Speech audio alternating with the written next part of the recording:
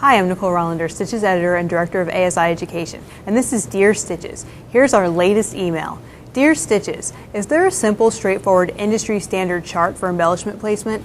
For example, in my shop, everyone has their own personal guidelines, but I'd like to be able to hang a chart for everyone to follow.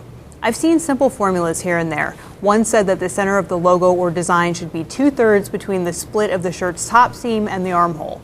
Another formula I've heard is that the edge of the art should be 1.5 inches off the center line. What's the real deal? And how about for more unusual placement? How do I navigate that? Signed, very confused about where to stitch the logo. Dear Very Confused, we were actually thrilled to get this email since this dilemma is really common among decorators. I asked the Stitches Editorial Advisory Board for their advice, and I've got some great tips for you. If you really are looking for standard placements, there are a lot of resources out there for you online in terms of recommendations for specific logo and design placement on different types of garments. For example, you can check out the Embroidery Mall's placement guide, or you can use a tool such as the Embroiderer's Buddy. So for example, in the Embroidery Mall's placement guide, you'll learn that the recommended place for a logo on a golf shirt is 7.5 inches to 9 inches down from the left shoulder seam and 4 inches to 6 inches over from the center in line with the neck, meaning the shoulder seams.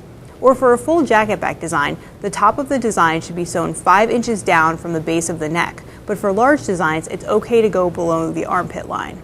For ties, embroider your design 2 inches to 2.5 inches up from the bottom and centered on the front. If you're embroidering hand towels, place the design 2 inches above the hem or 1.5 inches above the border. You definitely want to have a standard placement chart handy for all of your employees, so locate one today. That being said, you definitely should get creative with unusual placements and create a placement chart that's specific to your shop. For example, you may find that customers request tweaks to placement to fit a particular body shape or to support a specific marketing effort. One board member suggests that to develop your own placement guide, you pin a stitch out or a printed logo on sample garments in the locations specified on the various guides that the professionals offer, and then decide which looks best to you.